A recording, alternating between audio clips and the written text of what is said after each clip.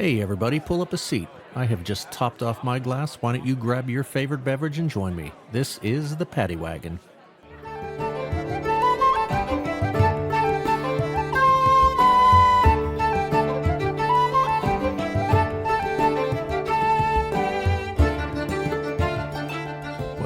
Welcome everybody to today's episode of the Paddy Wagon. We have a very a special guest here today that we're super excited to have. Sam.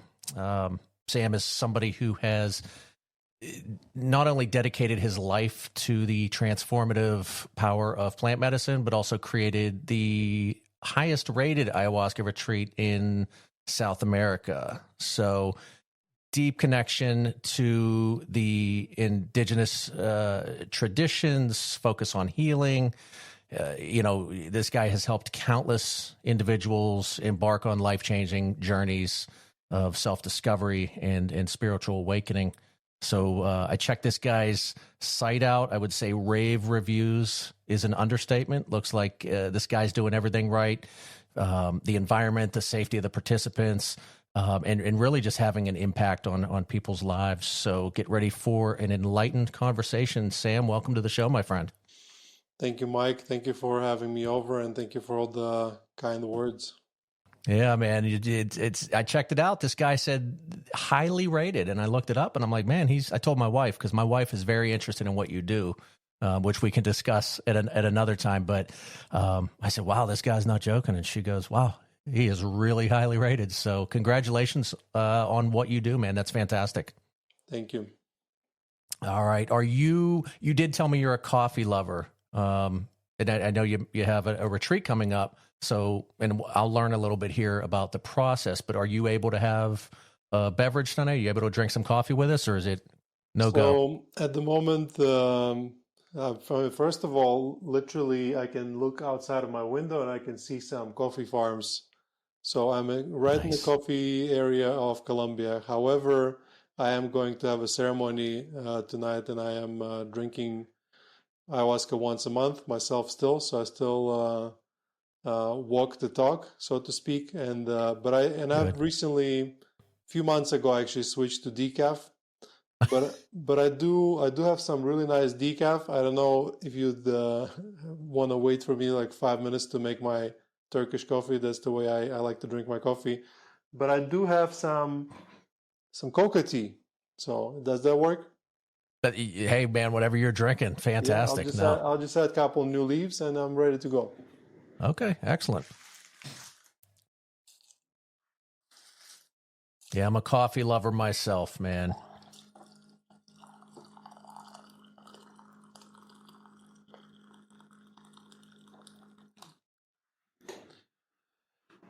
Yeah, I'm a big coffee lover, but I also I have a very respectful relationship with this plant, because I think it does make me a little bit anxious sometimes. So that's why I like to take breaks. Which makes you anxious? The coffee? Yeah, it's I think it does something to me that makes me a little bit more keen to stress out. And also in preparation for ayahuasca, we generally recommend people quit coffee for about a week before. It is a pretty strong stimulant. So I like my coffee, but I also like to reset my body occasionally. Hey, you know what? I think one of the most understated drugs on this earth probably is caffeine. We don't talk about it. We don't talk about the effects on the body. Certainly the negative ones, man. You hear it like, yeah, too much caffeine, but it's certainly something. It doesn't hurt to have a detox from every now and then. Mm-hmm. I certainly did not follow that rule today. I am not going to be doing an ayahuasca retreat today. So I had a little bit of coffee earlier, and I'm having a bourbon right now. I just got off work. So, excited to chat with you, man. So let's do it. Let's do this. So let me ask you this. I want to make sure I'm saying this correctly. And I'm going to, you correct me if I'm wrong, but I want to say it as Lawaira retreat. Lawaira ayahuasca retreat. You did it perfect. Yes. I'm real big on making sure I say things correctly. So what's the name mean? Is there any meaning behind it? Is it a location or what? So for those who might be watching a video version of this, right behind me on the wall, this thing that's hanging, this is Lawira. Lawira is a shamanic tool. That's what shamans use sort of to move the energy. And it sounds like this.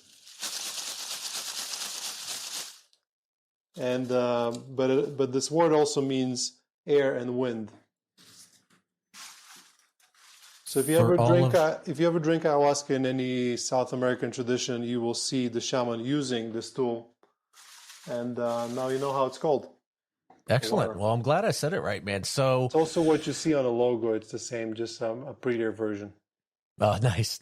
Yeah, for the folks, I think, what is it called? ASMR, where people like the sounds of things. Mm-hmm. That is exactly what that sound was to me. It was very peaceful. It was a very cool sound. So yeah. Awesome, man. Now, in terms of when we hear the word shaman, right? What is the actual definition of that? Is that somebody who kind of performs the rituals? What is the actual definition of that? So, I mean, shaman is a bit of a wrong word because the word shaman comes from Russian. I do speak Russian myself, and it comes from more of like Siberian version of shamanism. But it's the easiest word for us to understand. But generally, it's a person that has access to the spirit world, and in many different ways. And here in South America, it's through the plant medicine. In other traditions, it might be through drumming. Your name sounds Irish, and my sister lives in Ireland, and she attends drumming circles, and they achieve similar sort of connections through drumming. It can be through breath work, yoga, but basically it's this connection to spirits, but specifically mostly in like a plant related sort of way. But here in Colombia, like my shaman, his actual name in his language is Taita. It can be called, there's many different names. Every tribe has their own name, but obviously the international word is shaman. Same comes for ayahuasca. Like in my shaman's language, they call it ambihuasca. In Colombia in general, it's called jahe. But the word that got popularized the most is ayahuasca. So that's kind of what we use just for the simplicity of it. But what shamans do is very similar. Never mind what tradition they follow or what medicine they work with. It's that connection to spirit world, and they can go there and maybe get answers or do healings. Beautiful. And guide people. Beautiful. Yeah. So I'm in the U.S. I'm in Pittsburgh, and it's the last couple years. This is one of the things you're starting to hear. We're starting to hear more about plant medicine now. For those familiar with it, it's nothing new. But, and I think I'm right here, but Aaron Rodgers, I believe, goes on these retreats. And if I'm not mistaken, I think it was an ayahuasca retreat. So that, at least for me, some of these retreats that involve plant medicine, that's where we kind of started to hear about it through American football, right? Mm-hmm. So that's a pretty big name there. But it's funny because a lot of Americans heard about ayahuasca from Aaron Rodgers, and I've only heard about Aaron Rodgers because he drinks ayahuasca. Because I know nothing at all about American football. But for example, it is really good for athletes. I've interviewed the ex-UFC champion at my podcast that drinks ayahuasca. It's really good for traumatic brain injury because it kind of renews those connections in your brain, same as other psychedelics as well, not just ayahuasca. But the American football players, they just bump their heads into each other, and it's that's where TBI, that's where ayahuasca can also come in helpful. But yeah, I don't know who he is, but I've only heard that he drinks ayahuasca, and I salute him for it. And if he's listening, make sure he comes to my retreat as well. My goodness, I hope he's listening. That would be fantastic for everybody involved. Yeah, I've always been, I'll tell you this, and to me, this is probably not the same thing, but my experience was with psychedelics. So having eaten mushrooms before, for me, what it did is I felt like somebody gave me a key to parts of my brain that I couldn't access previously. And so from what I understand about ayahuasca, and again, the way I would describe it, or maybe you would the same, but your brain has this potential to see things and feel things that on an average day maybe we don't. Is that a fair assessment, right? Taking that key and saying, hey, let's look behind this door because you're about to be amazed. So I mean that's one of the ways to think about it. Seeing something you don't generally see, maybe like enhancing your perception or going deeper into your psyche and your subconscious. But in saying seeing, I want to make sure that we don't over focus on visions, because traditional psychedelics, including mushrooms and LSD, they're very visual. Ayahuasca tends to Right. be, it can be extremely visual, but a lot of it can be something completely else. It can be entirely body experience, releasing something from your body. It can be very remembering stuff. It can be a conversation with yourself, conversation with your higher self, conversation with God. There's just so much variety. So it's not just about the vision, but the fact that it kind of opens up your ability to access layers within you, it is absolutely similar this way with the mushrooms. I'm a big fan of mushrooms myself. I think it's a beautiful medicine. In sort of indigenous traditions, they describe mushrooms as grandchildren because they're very playful and very joyful. And they describe ayahuasca as a grandfather or a grandmother. So, but they're still part of the same family. And I think there is a perfect recipe for like a protocol for someone maybe doing one ayahuasca retreat a year and then couple smaller mushroom ceremonies in between to kind of integrate. And I think there's definitely some synergy in between all those medicines. Excellent. Yeah. And for clarity, when I say seeing things, in this scenario, right, with ayahuasca, I never took it as like a mushroom, like that effect, like you said, the visuals, but more looking inside of yourself, right? The visuals, and when we look inside of ourselves, and just kind of feelings, because, I think from what I understand, and I'm sure you can elaborate, is really, it's about the connection with the earth. It's a connection with our surroundings. It's a connection with ourselves, and really learning about who we are. Because I think, when I look in the mirror, I see me. I see that, I know a lot about me, but I feel like if I was to, do an ayahuasca retreat and I looked in the mirror after that, I'd be like, wow, this is not the person that I thought I was. I've got a whole new perception on who I am. Yeah, but looking in the mirror, a lot of times after ceremony, I go back to my house and I brush my teeth or something, and I really get fascinated looking at myself in the mirror. It's a really interesting experience, like a Excellent. conversation with yourself. But Yeah.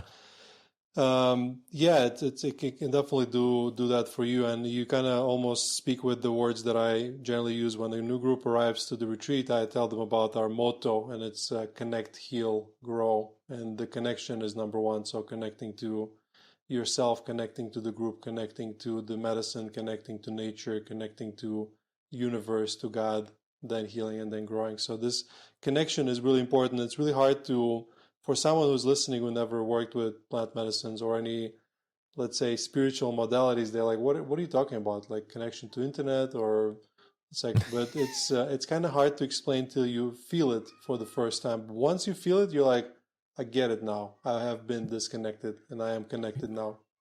Yeah, that's how I felt with mushrooms. I you can't explain the feeling of what it does. And so, I could tell you that I really am interested in ayahuasca the more I learn about it. How did your journey get started?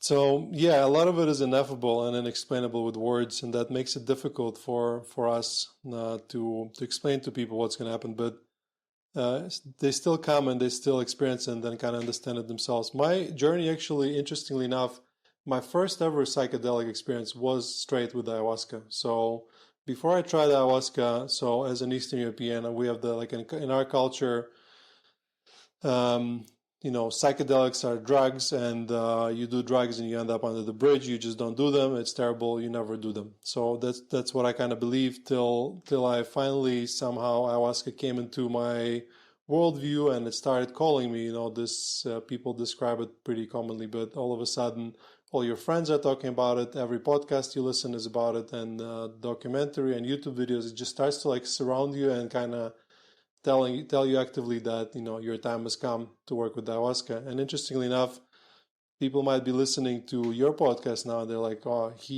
he also is talking about it now. Maybe they're getting the Yeah. calling as well. So I've heard about ayahuasca. I've heard good things about it from friends that did it, and many other sources. And I felt that I needed it. I was really afraid to do it. I was almost sure I'm going to die, but still the calling was stronger. And eventually the opportunity presented itself here in Colombia. And I've learned that actually there is ayahuasca in Colombia, and I didn't know that before. So as soon as I've learned that, I jumped on it, and I only had a few days of preparation, and I had my first experience, and kind of changed my life. Not immediately, very gradually, as I like to describe. It moved my direction by 1 degree, but over the years it accumulated, and completely I ended up in a totally different place. And Good. since then I've learned that there are drugs, but there's also medicines. Ayahuasca has been a medicine for 5,000 years. Some people now say 8,000 years. It's only been called a drug for the last 50, 40 years. And what gives, I think I really see it as medicine. And obviously we have hosted thousands of people at my retreat, and I've seen the things that have done to them, from addictions to depressions to anxiety, just sort of things falling away, and people feeling much better. So it is truly a medicine. And yeah, this is how I kind of started. It kind of came into my life. Excellent. Where are you originally from, and how long have you been in Colombia? So I'm originally from Latvia. It's a small country in Eastern Europe, kind of in between Russia and Sweden geographically. It's geographically Northern Europe, but it is politically Eastern Europe because it was part of Soviet Union before. I've been living in Colombia for 8 years now. I came here in 2016, and Colombia is one of those places you come and you never want to leave. I tell you what, I've heard fantastic things about Colombia. I really I worked with a girl that was from outside of Medellin, and this was back, and one of my questions, I guess I could kind of get to it now, but from a perception, especially from the U.S., right? You think, unfortunately, you could think cocaine, you think other names, you think bad, you think we can't go there. And I just remember, when I was very curious, I'm always curious about people's cultures. And I just remember her tearing up and saying, I can't put into words the beauty of my country. There's no words that I can come up with to express how much it hurts that people view it a certain way, and truly how beautiful it is, and how much she missed it because she had left because of political reasons and whatnot. But yeah, I mean, it's just one of those places you look at pictures and you go, I don't think these pictures are doing this place justice, because it sounds like when you got there, you're like, yeah, I'm not going anywhere, dude. Yeah, Colombia is a beautiful country with a beautiful nature, beautiful traditions, including the ayahuasca traditions, and it has so many things happening for it, but unfortunately it has a really bad brand. And even though it was a brand that was formed 30 years ago and it's no longer the case, Pablo Escobar is long dead.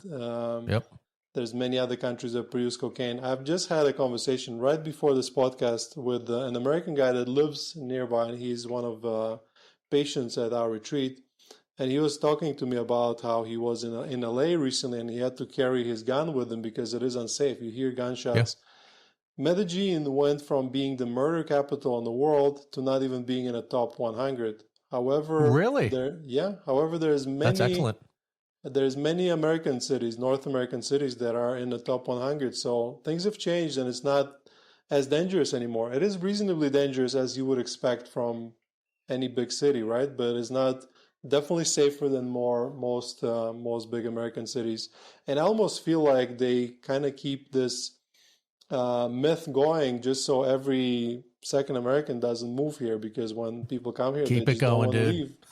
Like we had a couple that came to our retreat, and they came here for 11 days. They loved it so much. They sold all their possessions and they moved here. Now they're here. They retired here. They just live here with us.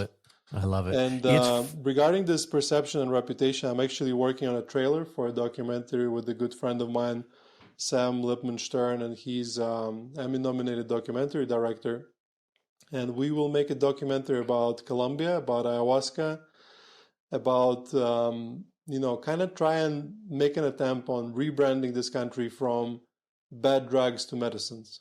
And Good. interestingly enough, coca and ayahuasca grow in the same regions of the country. And recently, it is now more profitable to grow ayahuasca than to grow coca, because fentanyl, no matter how evil it is actually kind of making a dent in the drug trade, because people are afraid to just sniff anything that comes across them because of the fentanyl related deaths, and other hard drug addicts, they just switch to fentanyl and other more cheaper synthetic alternatives. But hopefully we can make a dent, because this country honestly deserves a better brand. You know what is, first off, yes, 100%. I agree with that. And it's kind of serious and joking at the same time. I think Americans will drive that business, right? To come there and to visit your retreat and to visit the country and go, this is great, but the negative is, and we see it in this country, right? You've got these small mountain towns, you've got these locations that aren't cool, they're not in a major city, and then the rich find out about it, and the next thing you know, the folks like me and you, we can't afford to live in these places. So yeah, it's torn, because I think tourism, regardless of where the person comes from, I think it's a great thing, but hey, you can leave. Yeah. Maybe small doses, people come and live there. So that's fantastic, man. And so what made you start a retreat? Because, listen, I've marijuana and mushrooms are and alcohol, the only two things or three things that I touch. None of those things made me say, this is my calling. This is what I need to do. I need to provide this service to other people. Mushrooms was the closest, where I have been an advocate for psilocybin since my first meeting with it. Every person I've talked to, I said it can help. How did it come to be that you had this life-changing event as to where you said, this is now my calling, I need to share this with everyone? So the reality is, I've never really decided to start an ayahuasca retreat. It kind of just happened to me. And there were a few catalysts. Number one was synchronicity of another person coming to it's called finca, like an estate. Like I was renting a little estate and I was renting rooms. The guy saw me on Facebook and he came and said, can I rent your space to do an ayahuasca ceremony? And that was around the time when I was drinking a lot of ayahuasca, and I was really happy to welcome it into my home. Then I went to the jungle with this same guy, and in the jungle I had this ceremony where medicine showed me. So I was mind that I am, but back then, zero spiritual, zero religious, engineer by background, kind of person looking to heal from depression, specifically from a neurotransmitter point of view, like it's going to reset my brain. So I was not looking for anything in that direction. However, medicine kind of turned my world around, and it just showed me that I have this gift on healing people with my hands. And I was like, what the hell am I going to do with this information, right? So right. We come back I talk to all the shamans that I meet. They all say, well, just drink more ayahuasca and it's going to show you. I came back home, and we started organizing ceremonies with this guy. And he just told me, like, well, you buy everything and I'll just come and give the medicine. Then he kind of tried to screw me over money-wise and just don't pay the fair share. And then I ended up with everything kind of like a mini ayahuasca retreat. So I started inviting other shamans and people, and it just kind of started growing. And my desire to drink more medicine, to learn more about this gift that I received from the medicine, I ended up now with one of the biggest ayahuasca retreats in Colombia, and as you said, the best rated ayahuasca retreat in South America, according to Google reviews. I think we're at 520 or something like that now, 5-star reviews.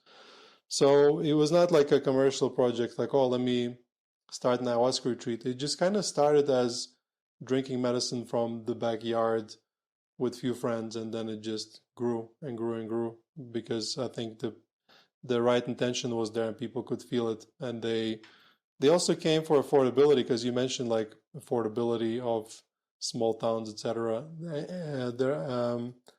The retreats similar to ours, with similar facilities, maybe somewhat similar reputation, are at least to 10 times more expensive than what and we have a lot of people that come from there and they say not only that it's cheaper, but it's also better. So there's a lot of that sort of like mission driven. Like I want as many people as possible to drink ayahuasca, so we keep the prices reasonable.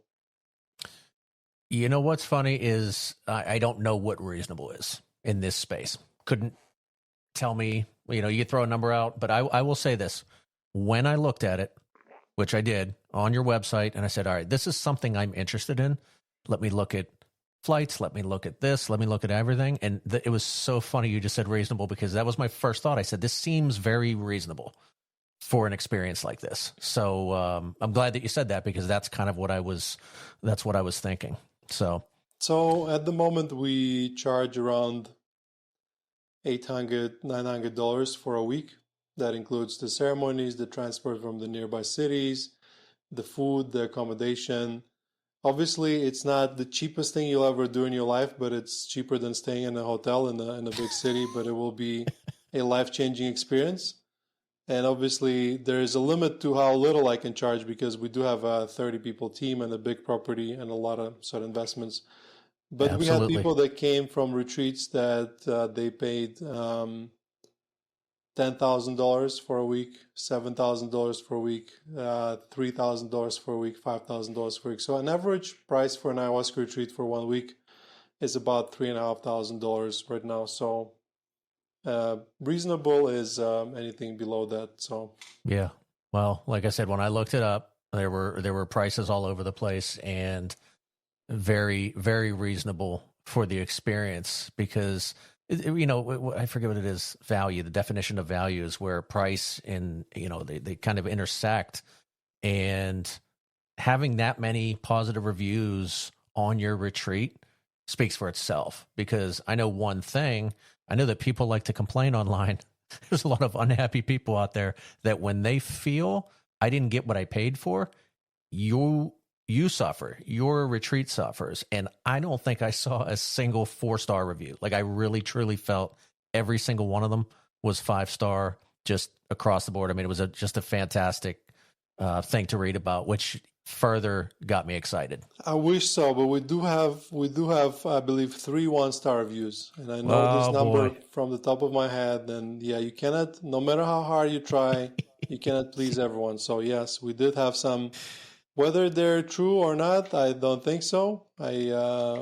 Sometimes there's, the ayahuasca can bring out different emotion, and some people it's negative emotions, but mostly the only people that are unhappy with the experience are the ones that don't drink the medicine. Like, we literally have people that come and they just refuse to drink the medicine, or like we offer 2 or 3 cups and they just have 1 small cup, and then they choose to complain. But it's because they might be not ready yet for. You got to be open to it. You've got to be open to the change.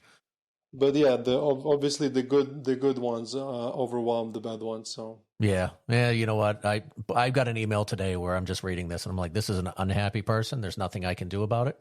I just said, you have yourself a great day, and hopefully they find what they need to stop sending emails and leaving reviews like that, because it's that's not what this is about. This is about change and coming there and, seeing a new version of yourself, as I said. So, well, the people that leave the bad reviews, or the people that criticize me on internet, like somebody says, well, you're just this glorified drug dealer, or that I'm like a sect leader or something like that. Those are the people that need ayahuasca the most. They're so unhappy.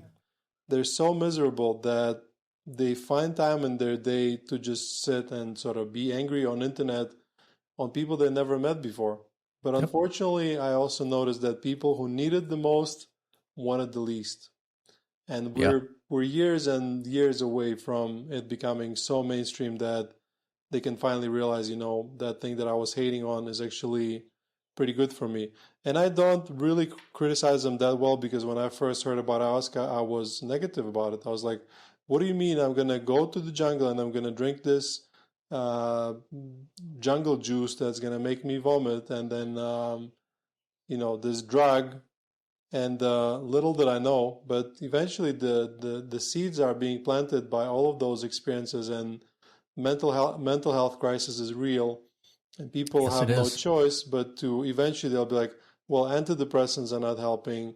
Therapy is not helping. I'm feeling pretty miserable. What else can I find? And then they find ayahuasca and then they embark on this journey because it's one of the very few things that can actually help. Ever wonder what happens to your stuff when you're gone? Yeah, me neither. Until I realized my family might turn my original release vinyls into coasters for my prized bourbon collection. That's where lawlaw.app comes in. With their cutting edge AI, you can create a will, revocable living trust, medical power of attorney, and a number of other legal documents to help protect your assets. Heck, they'll even throw in a comprehensive user guide, all in one slick package. That's not all, though. They will give you unlimited edits and free professional support. So whether you decide to leave your dog your life savings or your cousin Carl a heartfelt, "You are welcome for nothing, dickhead," you can update it at any time. Avoid probate, legal fees, and stress on your family. Lawlaw.app has a variety of packages you can choose from to suit your individual and your family needs. So why wait? Get peace of mind and make sure Carl knows exactly where he stands. Visit lawlaw.app and be sure to use our coupon code PaddyWagon24 to get 10% off. Let them handle the paperwork so you can get back to not thinking about your inevitable death. Well, the medication for, right, and it was for those listening and not watching, I'm going to do air quotes, right? Medication. It's a crutch, right? The what we're given to treat things, it's a Band-Aid on a wound. There's a deeper thing that causes depression and these feelings that we have. And I'm sorry, nobody could ever convince me that a little pill is going to make it all better, because when people get off of those antidepressants, they go right back to where they were at. And you don't hear that with ayahuasca. You say, this is different. This is something more. So you mentioned throwing up, which I've heard. Walk me through. So I will tell you a little bit about me. I have brain fog. Consider myself to be fairly intelligent. But there's just something, I've got blockers up. There's something going on in my head. Not depressed to my knowledge, but I feel there's some hidden things inside of me. Okay. So that maybe I need to explore. And like I said, open that doorway. What could I expect? And I realize everybody's experience is different, but walk me through the process of the ceremony and, drinking the tea and kind of like the you get sick, and then when does how does the transformation take place? Because I believe on your website you said there's a few tea drinking ceremonies throughout the week. Mm-hmm. So first of all, when you talk about brain fog, immediately what comes to mind is gut health. Okay. So the brain fog, there can be bacterial overgrowth, and it will make that happen as well. So doesn't always start in your brain, but it can also be just some trauma or mild level of depression that can also cause it. So the beauty of this medicine is that it is sort of like a complex, very, very kind of shotgun approach. So you mentioned purging, be it vomiting or diarrhea, that will address your gut. For example, it will reset your microbiome because you will purge all the bad things out and you have to rebuild it from once again. I actually did a podcast episode on my podcast talking about like a scientist on harmons, which is in ayahuasca. You have DMT, which is the active ingredient. You have MAOIs, which makes DMT orally active, but there are other lesser known compounds that are hundreds of them, and one of them is harmons, and they have been shown to seal the leaky gut, and so it's a very sort of complete medicine. But from the brain point of view, like once again, physical health, ayahuasca increases BDNF, brain-derived nootropic factor, so it makes your brain a bit more flexible. It makes literally 1 week ago we had the retreat, and I just saw a message in a WhatsApp group this morning that a girl said that she feels like her creativity is like next level, and she feels like a super smart. So that can happen as well. What is the mechanism of it? I don't know, except for BDNF and neuroflexibility. I don't know, because there's also emotional components to it. There are spiritual components to it. So what exactly happens, I can't explain to you, but it can absolutely reset your brain and make you feel more sharp. I can even talk about myself. I feel smarter than I did before drinking ayahuasca. It definitely did something to me on those levels. But I mean, I would love to do this again after you attend the retreat and talk about how you feel, because I can feel very confident that you will notice a pretty big difference. And I think I'm open, and I think that's the problem with a lot of things is, like you said, the first time you were going to do it, you were scared. You were like, I don't know if I want to do this. And then other people, you've got to be in the right mindset. I was talking about mushrooms the other day with somebody, and I said, listen, when you do mushrooms, you want to make sure you're in a good headspace. And this is my advice, is that if there's something lingering in the back of your head, the mushrooms kind of find a way to pull that out and can turn what should be a good experience into a really bad one. And it doesn't stop after an hour. You know, that stuff's going to go on for 8 to 12 hours.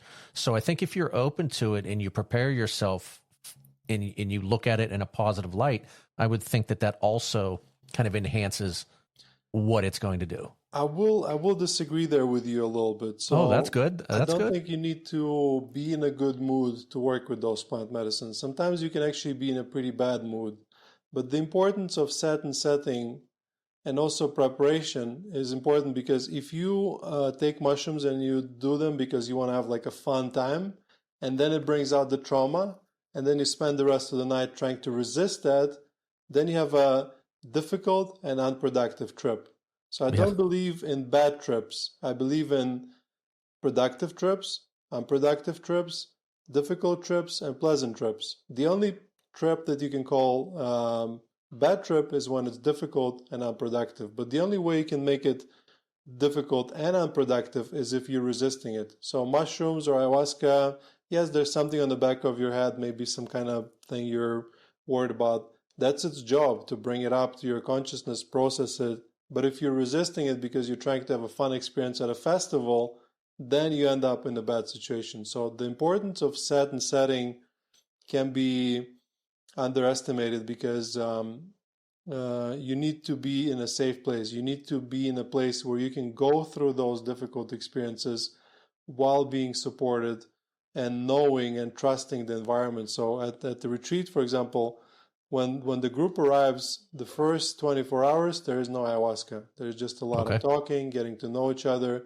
preparing. We do workshops. We teach people how to navigate their psychedelic experience, what happens during the ceremony, what is purging, what is this, like literally hours of information and word circles, sharing circles, where by the time that they sit with the medicine, they are grounded and safe. And of course the place looks beautiful, and it's a nice medicine house, and the shaman and the smoke and the fire and the dim lights and the music, and it creates that environment where you can go through a difficult experience without necessarily re-traumatizing yourself.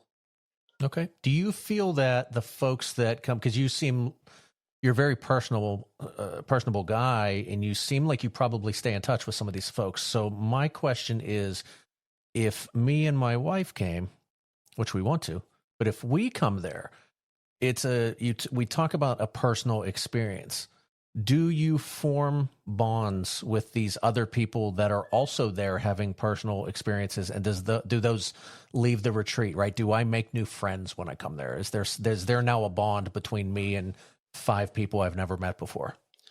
So I like to say this, that the best way to make friends as an adult is to come to an ayahuasca retreat.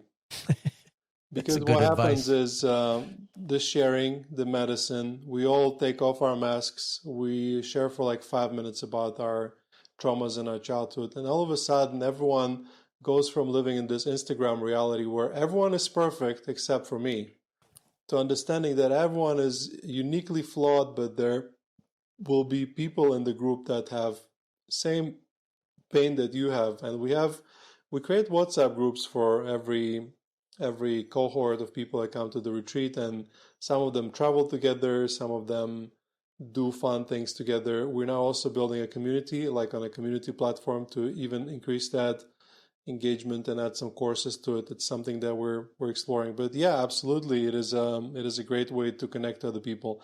By the end of the retreat, you end up knowing and connecting to strangers more than you know some of your family members or close friends.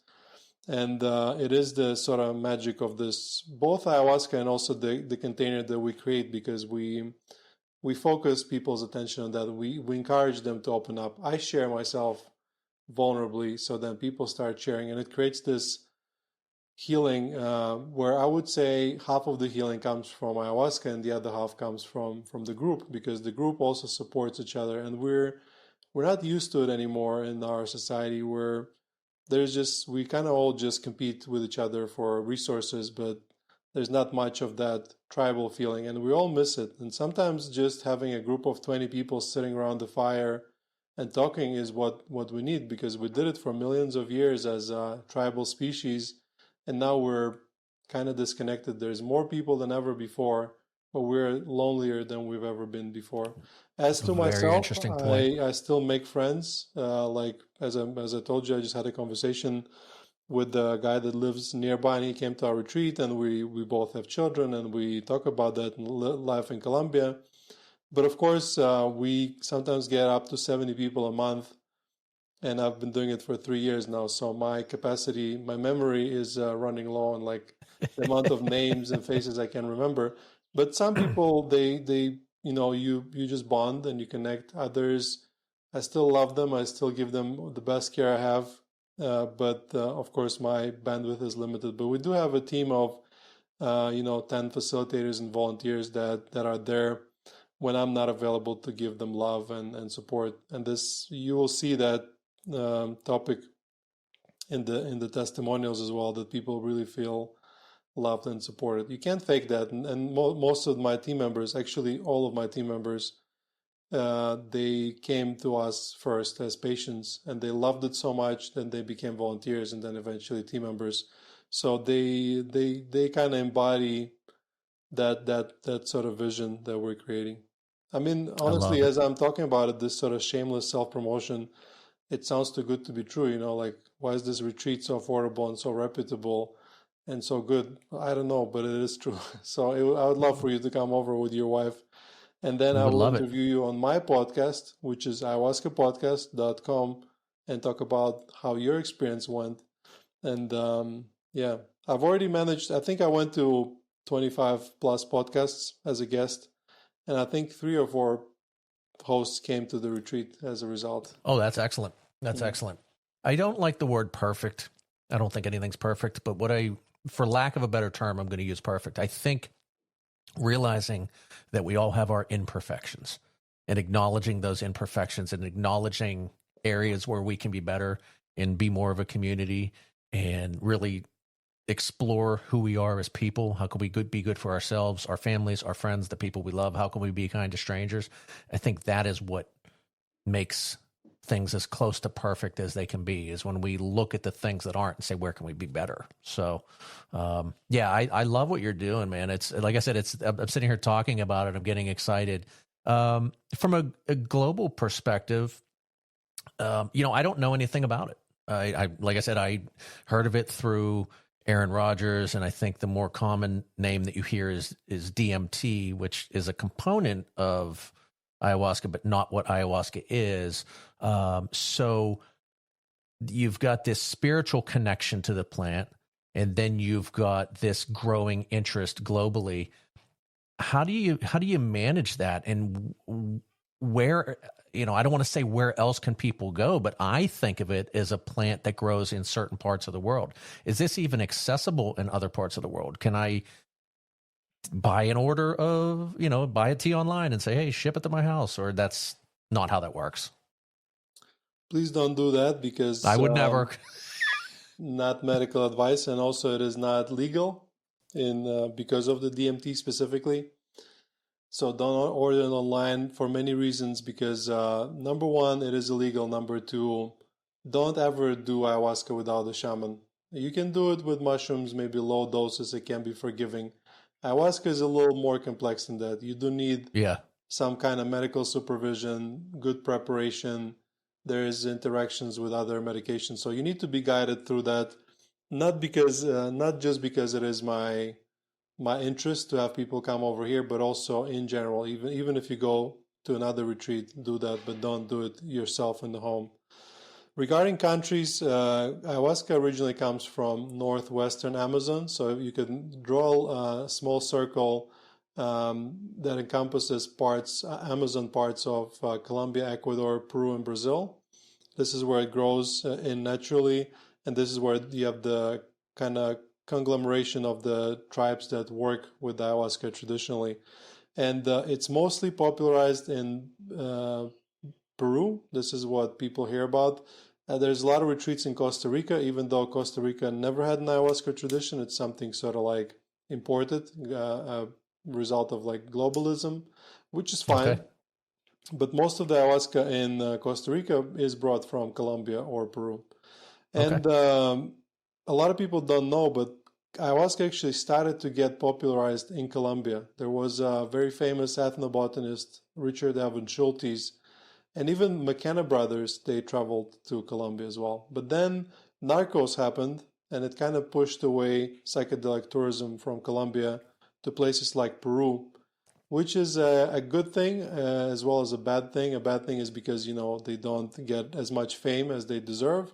But the good thing is because there's not the madness like it is in Peru now, where you can buy ayahuasca at the market and it's sort of Wild West. Here it's still pretty sacred, pretty respected, pretty controlled. You do need an indigenous shaman with a permit from his indigenous council to serve ayahuasca. It's not free for all. It's not just you do whatever you want to do. And I think that's a good way to do it and the way it should be done, because ayahuasca is an amazingly powerful tool. Think about it as a hammer. You can build a house, but you can also break somebody's skull, and we don't want to do that. We have to treat it with respect, because it is a really powerful tool. And you mentioned DMT. DMT to ayahuasca is same as cheese is to pizza.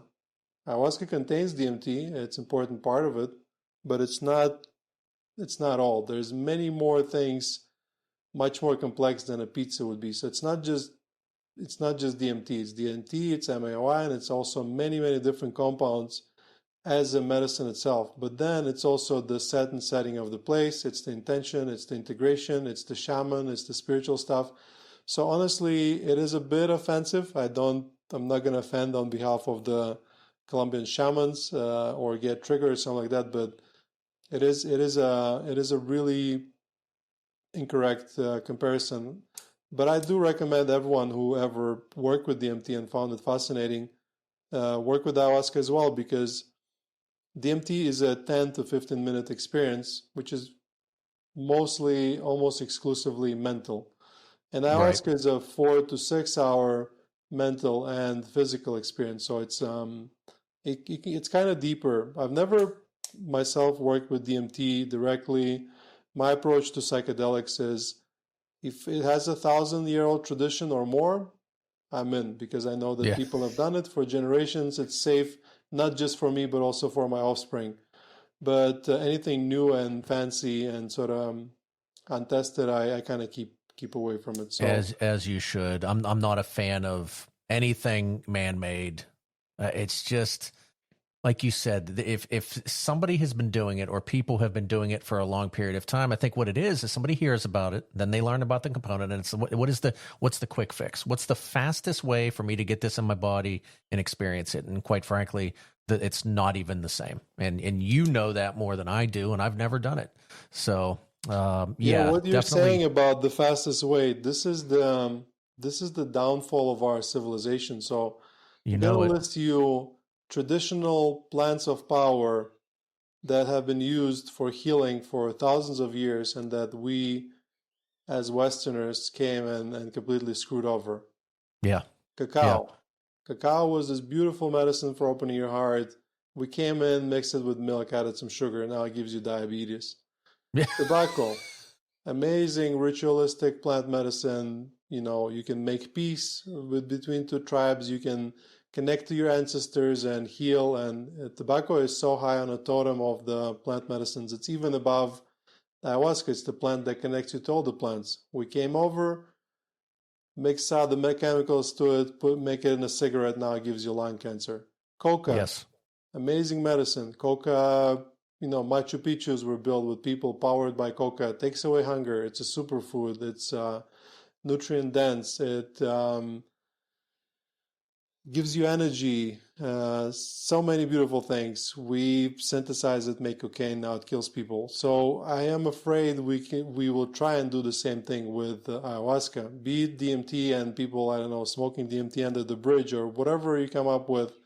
We keep doing this thing where we want to take a tradition and separate the substance from the tradition. It's like separating a tree from its roots. Both die.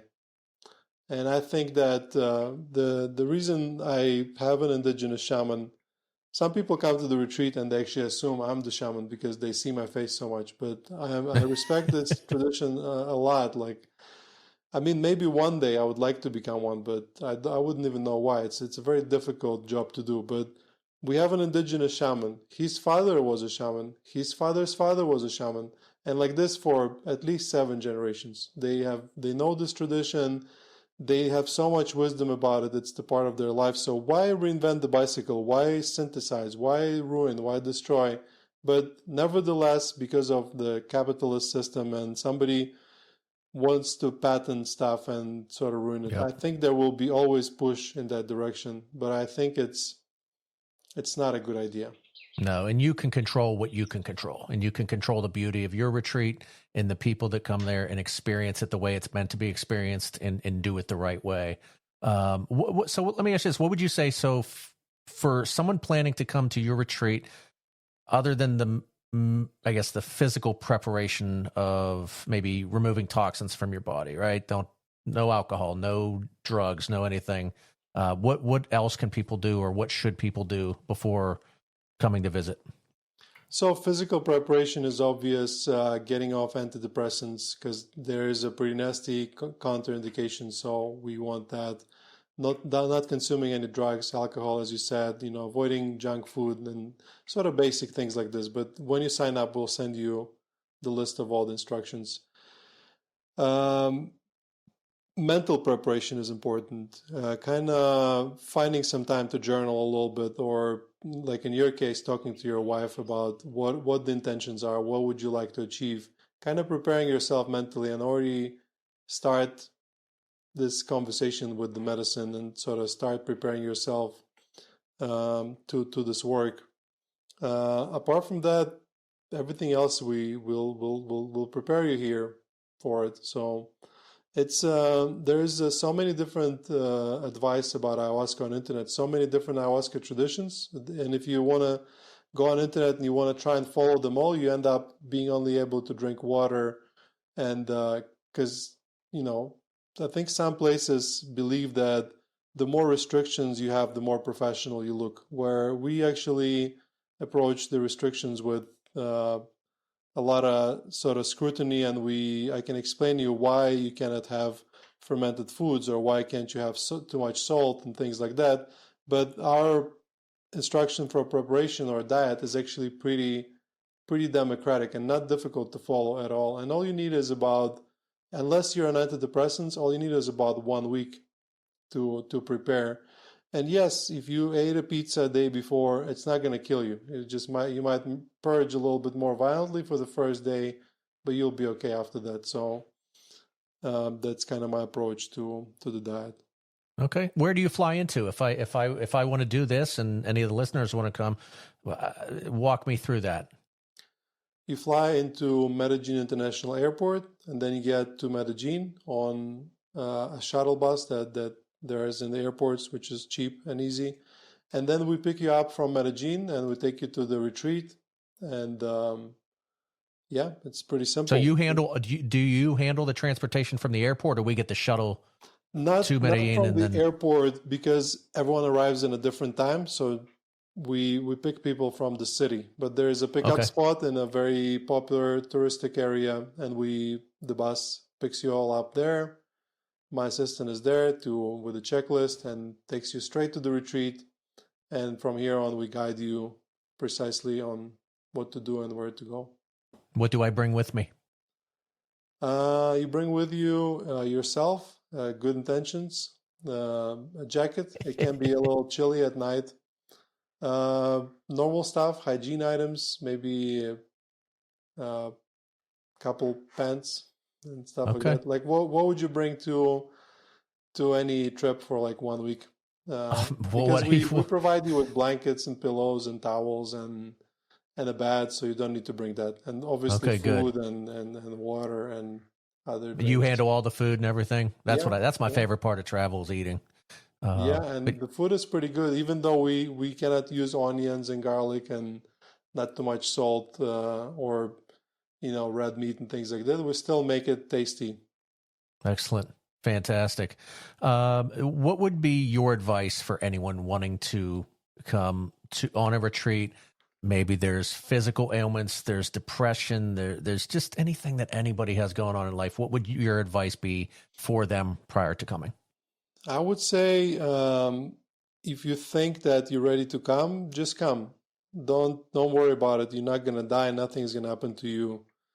Those fears are normal, but based on experience of hosting thousands of people and tens of thousands of cups drunk in front of me, it is a very, very safe medicine if you do it right.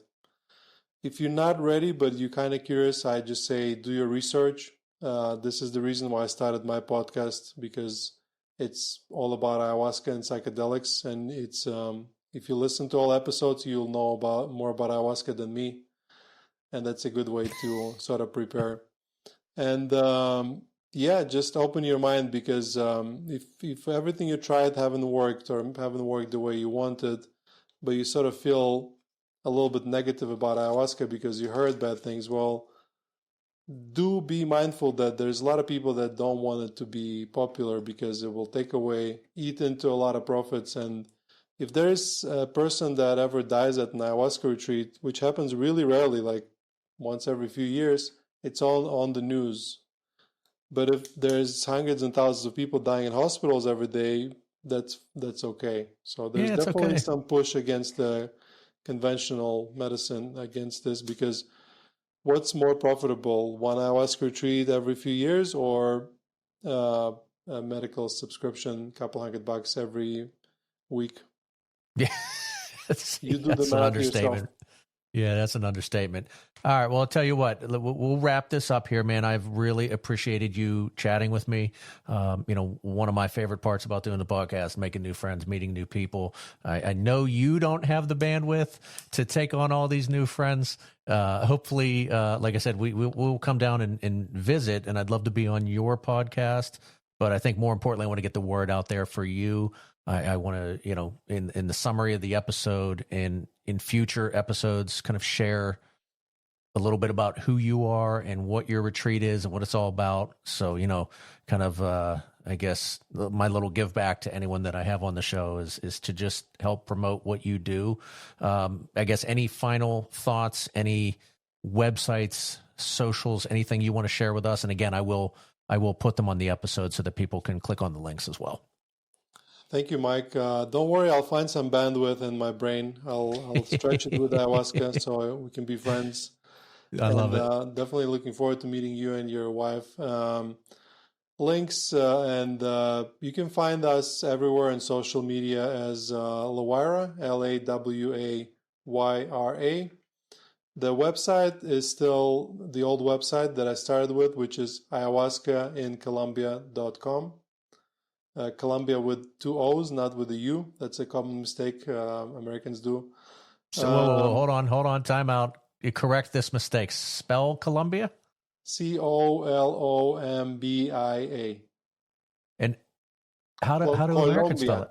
with Colombia. How do we spell it? A lot of Americans say Colombia is like Columbia Pictures. Colum. Oh, they do it with the U. Yeah. Wow, I'm not one of those people. I'm glad. I was like, wait a minute, did we spell that wrong? If you want to trigger a Colombian person, misspell Colombia. So, and you can also, if you go to lawayra.com, you'll also find us. If you just search ayahuasca in Colombia, we will be somewhere there on the top. And yeah, if you're not ready to work with ayahuasca, but you're curious, check out my podcast, which is ayahuascapodcast.com. Yeah, buddy, we'll definitely do that. Well, I appreciate you coming on and chatting with us. And like I said, we'll get the word out there, man. Super excited to meet you someday, and we'll definitely be in touch. Thank you, Mike. Pleasure is mine. All right, buddy. Thanks. Bye.